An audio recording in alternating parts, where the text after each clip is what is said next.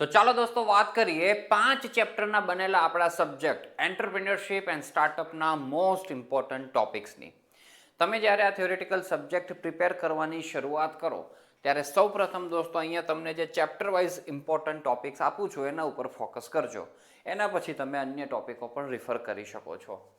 તો first chapter છે દોસ્તો, એની અંદર characteristics of good entrepreneur, functions of an entrepreneur.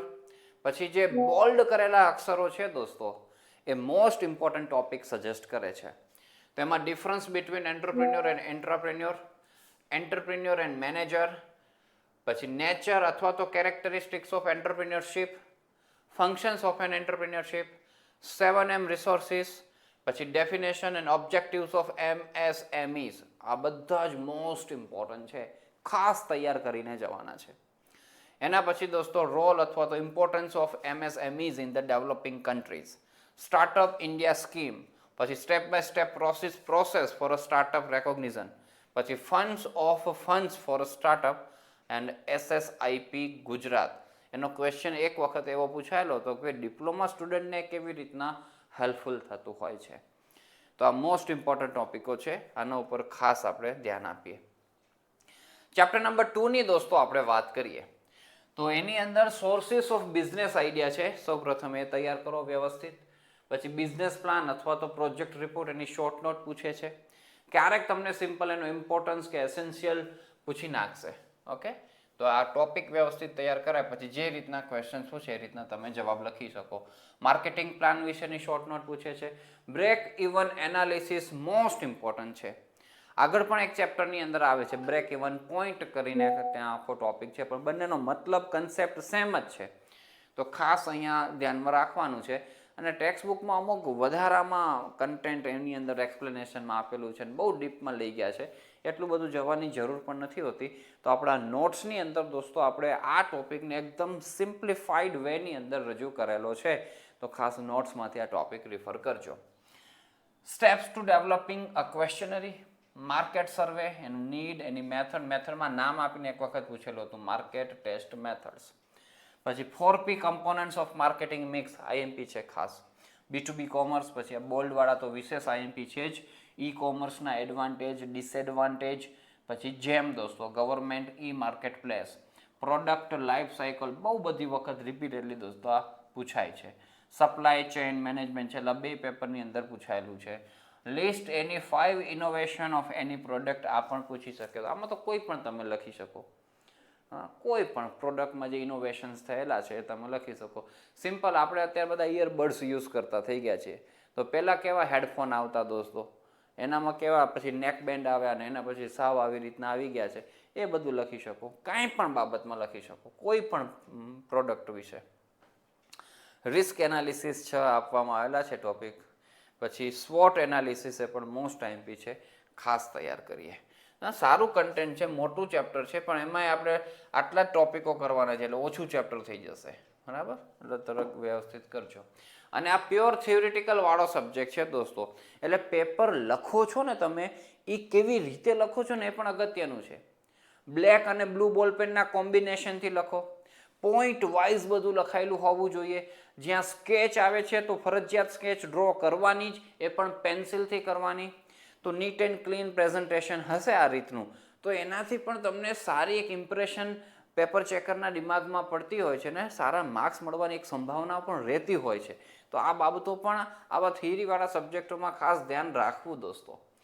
Chapter 3ની આપણે વાત કરીએ તો ઇન્ડસ્ટ્રી, કોમર્સ અને બિઝનેસની ડેફિનેશન દોસ્તો, આનો ડિફરન્સ એ તમારે ધ્યાનમાં રખાય. ટાઈપ્સ ઓફ ઓનરશિપની અંદર પાર્ટનરશિપ ફર્મ છે, જોઈન્ટ સ્ટોક કંપની છે, કોઓપરેટિવ સોસાયટી, આ 3 તમને નામ આપીને પૂછે છે. એના પછી લીડરશિપ, એની ડેફિનેશન, એની કેરેક્ટરિસ્ટિક્સ, એના મોડલ્સ દોસ્તો, એમાં ઓટોક્રેટિક અને ડેમોક્રેટિક લીડરશિપ ખાસ નામ આપીને પૂછી શકે. પછી functions of management most IMP છે. એમાં 5 દોસ્તો અલગ અલગ આપણને છે ફંક્શન્સ આપવામાં આવેલા છે. કંટ્રોલિંગ છે ને, ડાયરેક્શન છે ને, ઓર્ગેનાઇઝિંગ છે ને, સ્ટાફિંગ છે ને. તો એ ઇન્ડિવિજ્યુઅલી તમને પૂછે છે. Explain staffing as a function of management, explain organising as a function of management. એવું એક એક ઇન્ડિવિજ્યુઅલ તમને 3 to 4 માર્ક્સની અંદર પણ પૂછી શકે. બધા જ વ્યવસ્થિત તૈયાર કરી દેજો. પછી ઓબ્જેક્ટિવ્સ અથવા તો functions of a financial management અને ફંડ્સ ફ્લો સ્ટેટમેન્ટ. આટલું કરો એટલે ચેપ્ટર નંબર 3 તમારું મસ્ત તૈયાર થઈ ગયું કહેવાય. એના પછી દોસ્તો આપણે આગળ વધીએ ચેપ્ટર નંબર 4માં. તો હવે આમાં છે ને આ શરૂઆતની અંદર બધું આ સંસ્થાઓના નામ આપેલા છે, ઇન્સ્ટિટ્યુશન્સના, સ્ટેટ લેવલની ને ઇન્ટરનેશનલ લેવલની. ઇન્ટરનેશનલ તો નથી, સ્ટેટ અને નેશનલ લેવલની છે બધી. તો એ આપણે તૈયાર કરવું થોડુંક બોરિંગ લાગે દોસ્તો. તો પહેલાં છે ને આ પાછળનો પાર્ટ તૈયાર કરી નાખજો દોસ્તો, પાછળનો પાર્ટ. બરાબર, પછી એમાં હું તમને કહું કેટલું તૈયાર કરવાનું છે. તો પાછળના પાર્ટની અંદર દોસ્તો આ સ્ટાર્ટઅપ ઇકોસિસ્ટમ છે, સ્ટાર્ટઅપ ઇન્ક્યુબેટર્સ છે, એની શોર્ટ નોટ પૂછે. કોઈ પણ 2 સ્ટેટ લેવલ કે નેશનલ લેવલના તમને એક્સપ્લેન કરવાના કહી શકે. પછી સ્ટાર્ટઅપ મેન્ટર્સ, એની ડેફિનેશન, એના બેનિફિટ્સ. પછી ડિફરન્સ સ્ટાર્ટઅપ ઇન્ક્યુબેટર્સ અને સ્ટાર્ટઅપ એસેલિરેટર્સ.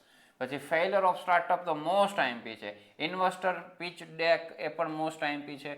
પછી આ આઈપીઆર, ઇન્ટેલેક્ચ્યુઅલ પ્રોપર્ટી રાઇટ્સની અંદર દોસ્તો એની ડેફિનેશન, એનું ઇમ્પોર્ટન્સ, અને એમાં જ પેટન્ટ, કોપીરાઇટ અને કોન્ટ્રાક્ટ એ ઇન્ડિવિજ્યુઅલ એક્સપ્લેન કરવાના પૂછી શકાય છે. તો આ પહેલાં તૈયાર કરી નાખો. પછી આ સંસ્થાઓના નામ છે દોસ્તો, તો એ તમે કેવી રીતના તૈયાર કરો? તો આપણને સ્ટેટ અને નેશનલ લેવલની સપોર્ટ એજન્સીઝના નામ આપવામાં આવેલા છે ઘણા બધા. સ્ટેટ લેવલની આ અને નેશનલ લેવલની આ અને એક તો ખાલી એને એનલિસ્ટ અને નામ યાદ રાખો. અને ઘણા બધા નામ આપેલા છે. જો શક્ય હોય તો 5 નામ યાદ રાખો. એ તમારું બજેટ અલો ન કરતું હોય, મેન્ટલ બજેટ, તો 3 તો નામ યાદ રાખો દોસ્તો. એનલિસ્ટ કરવાનું પૂછી શકે તો તન દોસ્તો આપણે ધ્યાનમાં રાખીએ. અને પછી દોસ્તો તમને એમાં નામ આપીને પૂછતા હોય છે, જેમ કે આ NSIC, national small industries corporation, એના ફંક્શન્સ.